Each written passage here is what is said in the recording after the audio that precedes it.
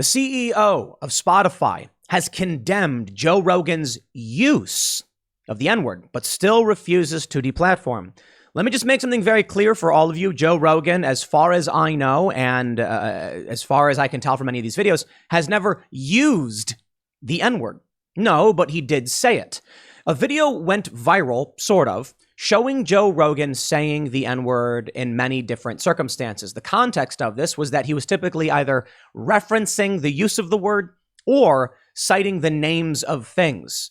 He was never actually calling anybody the N-word. But in today's day and age, there's literally no context, no circumstance in which you can tell anybody what that word is. Now, this is a big mistake and a big problem. Joe should not have apologized. The CEO has now come out and said that Joe is the one who removed 71 episodes of his podcast from Spotify, and Spotify didn't do it. This is a huge error. It's a huge error, and a lot of people thought Joe could not be canceled, but here he is. I want to say a few things before we get started. Joe is one of the biggest media personalities in the world, quite possibly has the most prominent and influential cultural and political talk show on the planet. I'm eternally grateful to Joe Rogan for hosting me 4 times and giving me the opportunity he did. And I think Joe's a remarkably good dude. That's why it's sad to see this. And I'm bummed to see that he's made such missteps. Now, I know a lot of people will comment and be like, why don't you just, tell him these things? There are people saying like anybody who's in Joe's circle should be talking to him. Look, I don't talk to Joe all that often. We're not best friends or anything like that. I consider him a friend, but insofar as like texting about news maybe once in a blue moon, and he said me on the show a few times. I want to say too, I feel bad having to talk about this because I am eternally grateful to the guy for having me on his show and helping me. I mean, he really did it. Having me on his show was great for me. It really, really was. And I hate to see someone in this position.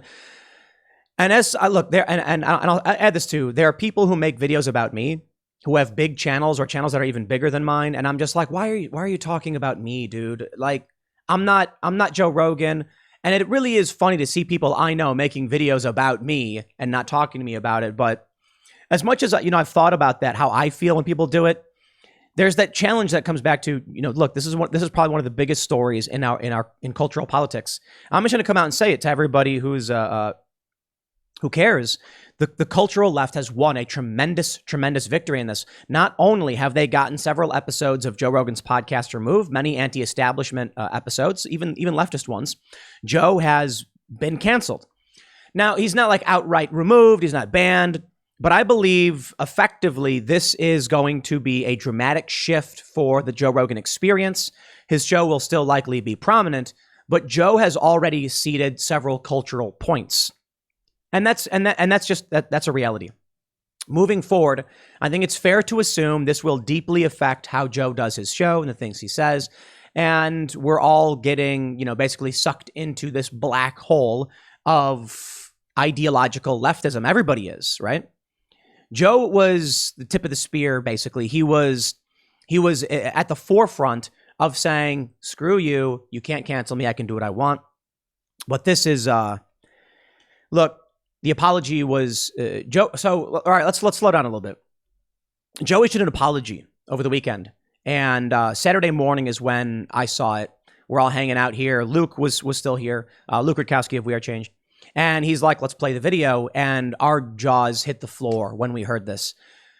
Here's what you need to understand: the news is now coming out saying Joe used the N-word over and over again. They have changed the narrative. This is why you don't apologize. But Joe wanted to. And I think it's because Joe still holds on to a hope of some kind of social cohesion.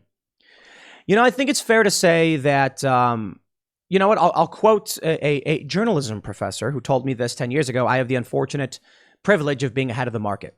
And I think most of us probably do in terms of politics. I think Joe still doesn't understand a lot of what's going on, but maybe that's not true. Bill Maher recently came out and started saying everything that we've been saying for the past year and a half, criticizing schools and lockdowns. And it's like, why so late to the party, Bill? Like, respect for coming out and pointing out the absurdities of what's going on and speaking out against the woke left. But Anyway, let's get back to the apology video. I'll tell you why you don't apologize. You don't apologize because they'll shift the context, you'll reignite the story, you'll pour fuel on the fire, and you will justify what everyone said. So Joe comes out and talks about a video that has been around for years, okay? As Joe has been doing his show for, 12 years now, 13 years almost. There have been several instances where he's used off-color language, but Joe never called anybody the N-word. He referenced it in, I think there's a Richard Pryor comedy special. He was also saying this word, that word, but they've cut it all out of context so that it's just him saying the word over and over again. Now, the worst part still, I think it was a decade ago, Joe told a story about going to see the film Planet of the Apes, and he made a very disparaging joke in reference to, being in a black neighborhood. Joe directly addressed this in his apology video. And what's happened now is this video was going viral among a very, very small sect of prominent individuals. That's it. They were smearing him with it, but this is what they do. They do it to me. They do it to Crowder. They do it to Jimmy Dore. They do it to Dave Rubin. And I've even had, get this, I've had people who are politically homeless, who are libertarian, say to me, did you see that video of what Dave Rubin said? And I was like, why? What did Dave Rubin say? And they're like, he was making some comments about the Constitution or whatever. And I was like, yeah, where'd you see that video? And they're like, some compilation Twitter account. And I was like, dude, are you kidding me? You believe that stuff? Unless you watched it from his show, don't come to me with that. I was like, come on, they clip this stuff out of context all day, every day, and even you're falling for this? And they were like, oh, well, yeah, good point. I was like, dude, everybody says dumb things. Everybody makes mistakes, pencils heavy erasers. It's a big industry, actually, the eraser industry, because we make mistakes. But don't come to me because some out of context clip is going around. Oh, please. And then to act like a clip from 2 years ago is representative of a person's current, talking point, show, or ideas. But what Joe did was he legitimized a years old video. What this did was it gave a major PR boost to left-wing super PACs, establishment woke super PACs, who are now touting their victory, getting mass media attention. And Joe put the story on the lap of the New York Times, The Guardian, CNN. Okay, let's slow down for a minute. People have said, so on Joe Rogan's subreddit, which I do browse, they posted my comment where I said, this is terrible PR. Joe should not have done this. They're going to double down. And all these comments are like, Tim Pool's an idiot. It was mixed. Honestly, there's a bunch of people saying Tim's right. Joe shouldn't have done this. And then a bunch of people saying Tim's a moron. Don't listen to him. I don't care for comments that just insult me. You're allowed to do that. It doesn't really add to the conversation. But of the ones that said, I was wrong and Joe should apologize if he feels like he should, let me address that. What was the purpose of apologizing for doing nothing wrong?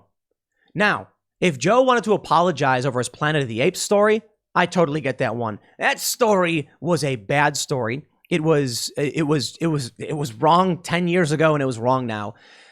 The problem is, I don't know what Joe hoped to accomplish by apologizing for this stuff other than to try and make himself feel better. The people who are calling for his figurative head don't care, don't watch his show, and went, yes, the moment he made that video. Because now what they're saying is, Joe Rogan has admitted it, he's confessed, we were right. And now the Rap and Yahoo are publishing a story saying Joe used the N-word. Well, now there are regular people who don't know what's going on are hearing the story about how Joe Rogan is just another, Michael Richards, another N-word guy. Joe didn't use it. He referenced it. But this is the world that we're in. You cannot even use the word in a descriptive manner. And there's an issue there. You know why? We had a conversation about this, and it gloriously proved my point, by the way, what happened with the left backlash. We had a conversation about this on Timcast IRL in the members-only segment, for obvious reasons. And we were talking about a documentary about James Baldwin, an amazing civil rights icon. And the name of this documentary uses a version of the N-word that I can't say on YouTube. That's quite literally true. There are several different versions of the N-word. I can't tell you what they are. The point we were making is that there's what they call the hard R, which is considered extremely offensive. There's the A, but then there's the O. Now, you'll have to figure out what those words are because I'm not allowed to describe them to you as per cultural enforcement. So I often say cultural enforcement is substantially more important than, more powerful than legal enforcement. Legally, I can say whatever I want, but culturally, you know, they'll come after me. They'll get these episodes pulled. This video likely wouldn't even exist and you wouldn't be able to hear it. So we're trying to cut through the minefield to be able to describe things to you and explain to you what's going on. Rogan's use of the N-word. Which one? Obviously, they're referring to, in this circumstance, hard R, they call it. On our show, we were talking about referencing documentaries, referencing use of the word critically, saying why you shouldn't be calling people that word, but we couldn't even say what the word was. Not only that, there is another totally separate context, which you can't say due to cultural enforcement, YouTube's algorithm, but I will say it because this one holds less weight and it's Nazi. So when we've had conversations on YouTube, you say Nazi and YouTube flags you. It literally does. It deranks, demonetizes you. But that word starts with N as well. How do you describe it? World War II Germans, I guess. You see the problem with banning descriptive use of words? Joe agreed with this idea that you could use a word to describe it so that people understood what you were talking about. Now, in his apology, he says, I see that I was wrong about that. No, Joe, you weren't wrong. It's just that culturally, there is a boot on people's necks in terms of describing things. Now, of course, what the left did is they say Tim Pool defends use of the word. They lie about it. Well, I don't care what they think, and I don't care what they say. In our members-only video, the backlash was hilarious. Ian freaks out saying he wants to say the word, and people take it, and they use the fact that they've got the boot on your neck so you can't even talk about James Baldwin, and then accuse you of trying to say an egregious racial slur, which is not the case. And that's likely what they'll do with this video. Fortunately for me, I don't care as much as Joe cares. I don't know why Joe cares. I guess The Rock, people were sending this video around. The Rock criticized him. Some other indie artists, some other people were jumping on this. It was a huge mistake. I mean, there's a lot going on here. The one thing I can add in this news story is that the Spotify CEO has outright said it was Joe who removed the episodes, saying, I strongly condemn what Joe has said, and I agree with his decision to remove past episodes from our platform. His decision. He also goes on to mention that thanks in part due to the shock and outrage, they will make a $100 million investment for the licensing, developing, and marketing of music, artists, and songwriters and audio content for historically marginalized groups. I'm actually fine with that to a certain degree. He goes on to say, he makes a good point. I believe more speech on issues can be highly effective in improving the status quo. That is inherently correct. It is true. If they're going to be giving $100 million to license Rogan's podcast, they should be licensing a plethora of content. The issue is Joe is the only counterculture, anti-establishment podcast, for the most part, that receives any kind of large funding and has mainstream pull. What's going to happen now is Joe has deleted around 70 episodes. He's deleted them. So while Joe's podcast is diminished, this obviously has already had an impact on the kind of content he'll be hosting. They're now going to be giving $100 million to pro-establishment woke content. There you go. The uncancelable Joe Rogan has taken a step down, has been smacked down. And, it was a mistake. It was a huge mistake. It reminds me of Iron Man 2. Oh, I love the cultural references, don't you? When Ivan Vanko is in the jail cell in Monaco talking to Tony Stark. Oh, trust me, you're going to want to, there's probably people rolling their eyes at my Marvel references. I don't care. I like it. And he says, Tony Stark says, you've lost. You're in jail. You couldn't stop me. And then Vanko says, really? I've made God bleed. And when the blood is in the water, the sharks will come. It's true. It's interesting writing. It's a good point. Not that I think there's an actually Ivan Vanko who made that point. No, the writers made the point that they've cracked the iron armor that is Joe Rogan. He's apologized. He's announced he will change. They got him. Andrew Schultz, I believe it was Andrew Schultz who came out, comedian, who said, next stop, it started with misinformation. That didn't work. Next up, racism. Boom, they got him. Next up is homophobia. Next up is transphobia. And they got him on all that. If Joe is buckling under the pressure, it's only a matter of time. That being said, Joe's a good dude. He's a really good dude. He's in fact one of the best dudes I've ever met. He's had me on his show. This is amazing. The amount of gratitude I have for this guy. All right. He's had me on his show 4 times. The first time was huge for me. It really boosted me on YouTube. I had 180,000 subs on one channel. I only had 100,000 subs on this channel. I go on Joe's show the first time, and all of a sudden, I've got like 300, 400 subs, 100,000 subs on my main channel, and like 250 on this channel. I was like, man, this is crazy. People are subscribing to me. It really did help me out. Joe had me on again with Jack Dorsey, the CEO of Twitter, and I'm like, here I am. I'm like, I was like, Joe, are you sure about this? Like, he's like, you're a smart dude. You can handle it. All of a sudden, now I had 600,000 subs. And I told him, and I was like, dude, thank you so much for the opportunity. He's like, no. He's like, it's all you, dude. You know, he's like, you're a smart guy. You know what you're talking about. You know, you came on, you did your thing, and it was all you. And yeah, but let's be real. Joe built this thing up over a decade. And then he has me on his show, and he has me on again. And he has me on again.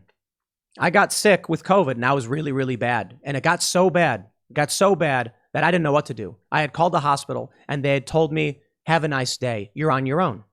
But it was so bad that I was like, you know, I know Joe got this treatment. I really got to ask him what's up. Maybe he can tell me something that he can give me some direction or something. I called the dude.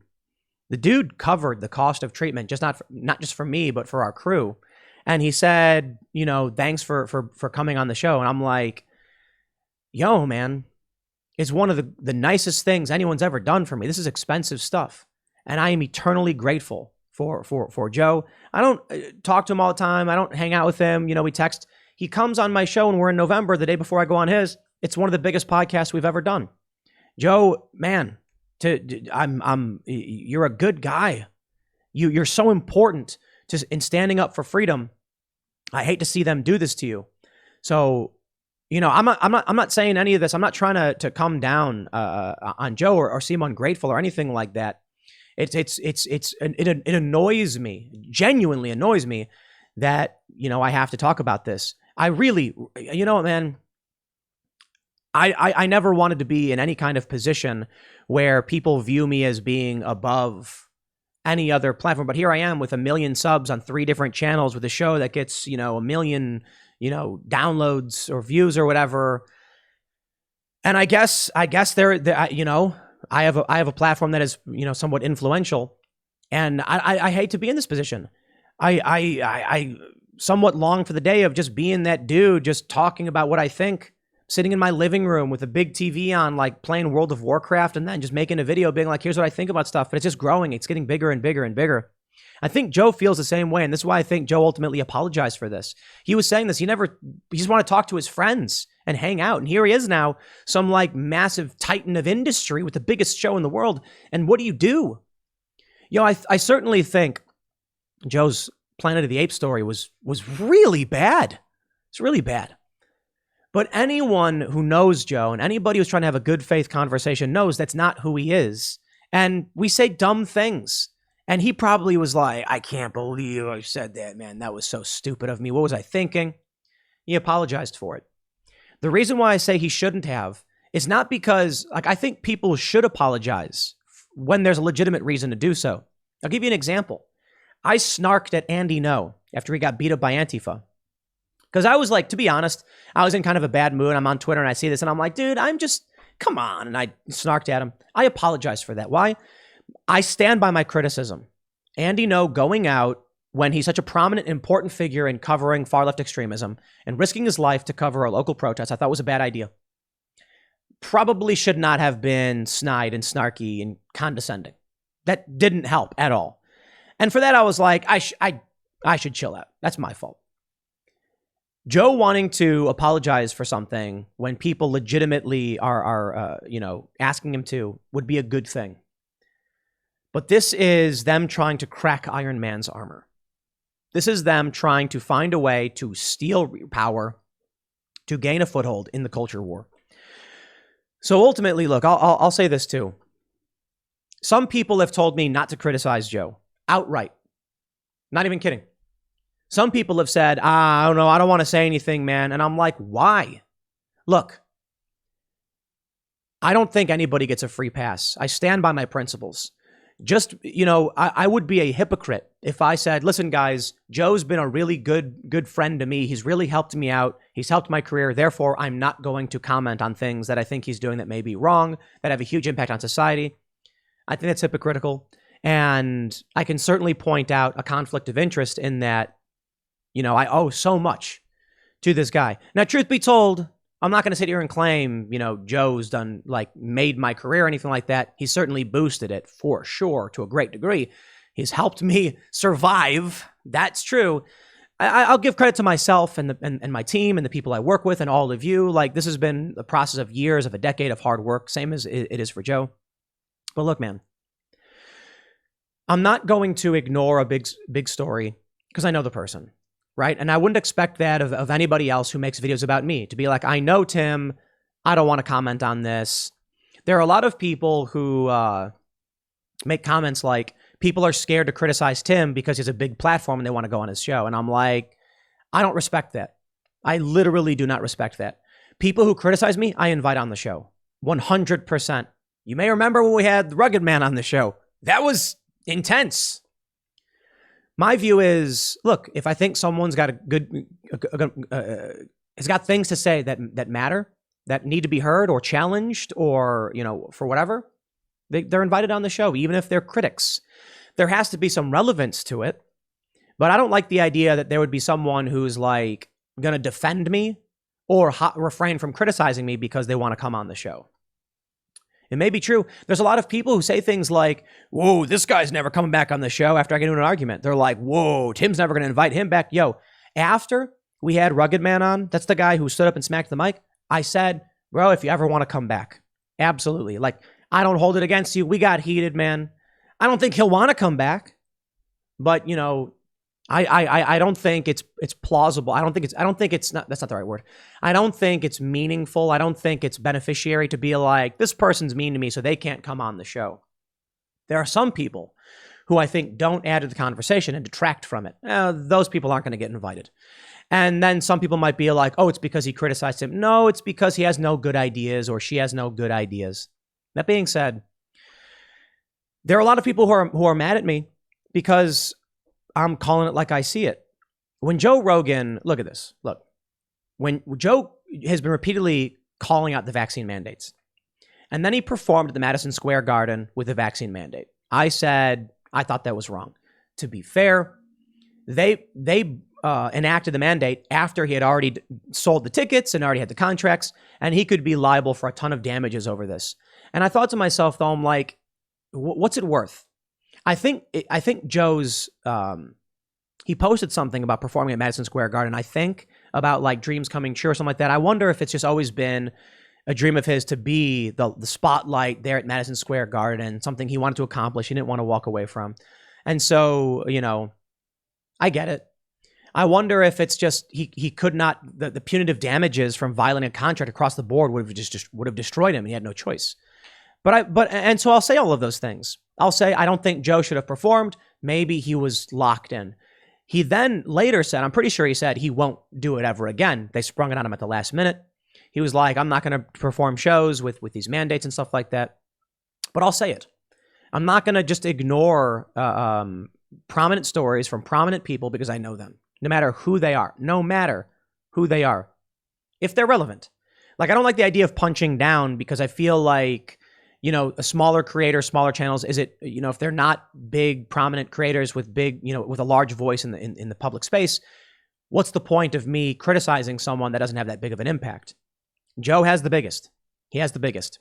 And this is not just about Joe. It's about everything. It's about the culture war, and it's about where we go from here. So, man, I've got more than, I could probably talk for about an hour on all of this. I have a bunch of stories. I'll just say, PR 101. Don't pour fuel on a fire. No, I'm not. It's true. Absolutely true. I've told you many stories about my time at Vice and other companies. Do not pour fuel on a fire. Joe did. Maybe it's because Joe really does have the FU money. People need to understand this. They're saying things like, I thought Joe had FU money and I was apologizing. It's like, yeah, maybe it's because he doesn't care about you and he wants to apologize to people, right? The reason why I say he shouldn't apologize is because these people don't actually want his apology. They just want him to bow. They just want to prove he's bad. They want weapons. They want power. They want political weapons. Joe apologizing isn't actually him apologizing to anybody. If I, bumped into you, I'd apologize. I'd be like, yeah, I'm sorry about that. I should watch where I'm going. But these people bumped into Joe and then demanded he apologized. And Joe said, I'm sorry about that. You see, sometimes when someone bumps into you and says, yo, you bumped into me, you want to avoid the fight. You say, yo, I'm sorry about that. But what happens when the person walks up to you, shoves you, and says, apologize for bumping into me? And you go, I'm sorry, man. I'm sorry for bumping into you. Do you think the people who just aggressed upon you are going to be like, I'm satisfied? No, they're going to be like, dude, just admit it. He bumped into me. You got a problem, dude? And they're going to get in your face because they want to get in your face. It's tough. I'm at the point in my life, in my career, where I'll say, what is FU money? What does it really mean? For a lot of people, they're talking about Joe Rogan's $100 million Spotify deal, saying that's FU money.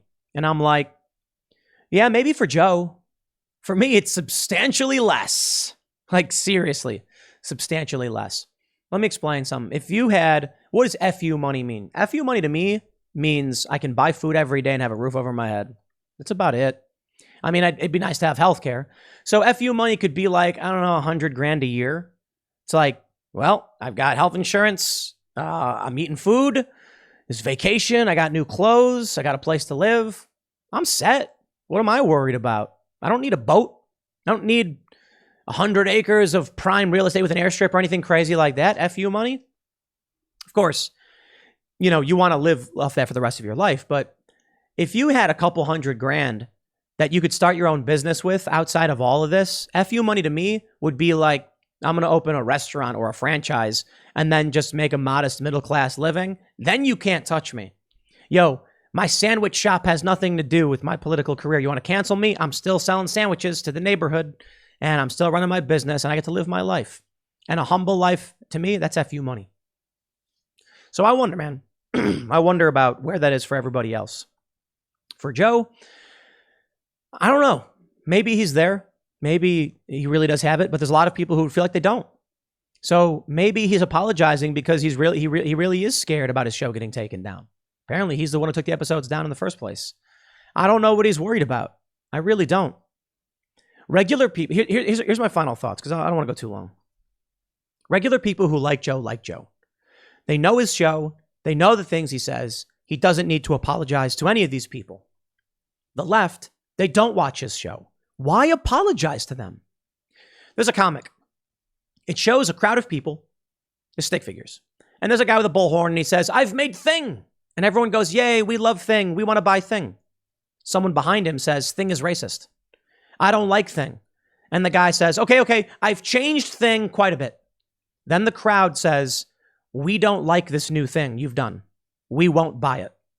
So the guy with the microphone turns to the complainer and says, would you like to buy Thing? And they said, I was never going to buy Thing in the first place. You get the point. The people complaining about Joe don't watch Joe, period. So who is Joe apologizing to? The people who hate him? Why? I don't get it. I'm not going to apologize to people who hate me. Why? They don't like what I do anyway. I tried to be nice. I'll try to be reasonable. But if we have a fundamental disagreement on the world, then what do you want me to say? I'm sorry for disagreeing with you? No, I'm not sorry for disagreeing with you. I'll do what I want and say what I want. Screw you.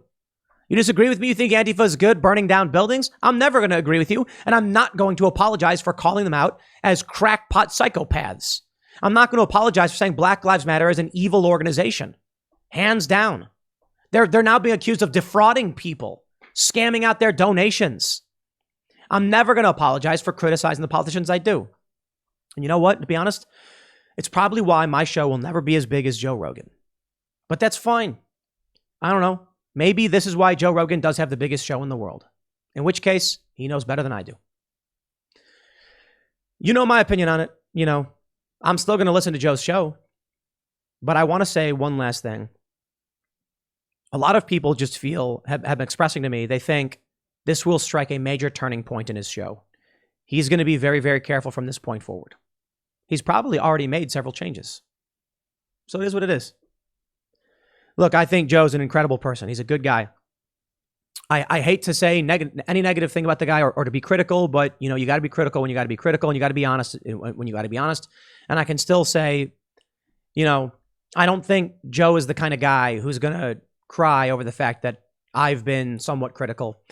Even after I criticized him, to a certain degree over the Madison Square Garden thing, he invites me on the show. Although a lot of people pointed out I did not mention on his show that I criticized him. I think for two reasons. It didn't really come up. Like I didn't want to, it felt weird. Like I'm not going to just jam in the conversation. By the way, I'm mad at you about that or something like that. It just didn't come out. But also he had already explained. And so I'm like, look, if there are people who do bad things, I'll have no problem being like, you've never addressed bad thing. When Joe literally does, then I'm like, all right. I'm not here to beat a dead horse or anything like that. I'll leave it there. Next segment's coming up at 1 p.m. on this channel. Thanks for hanging out, and I'll see you all then.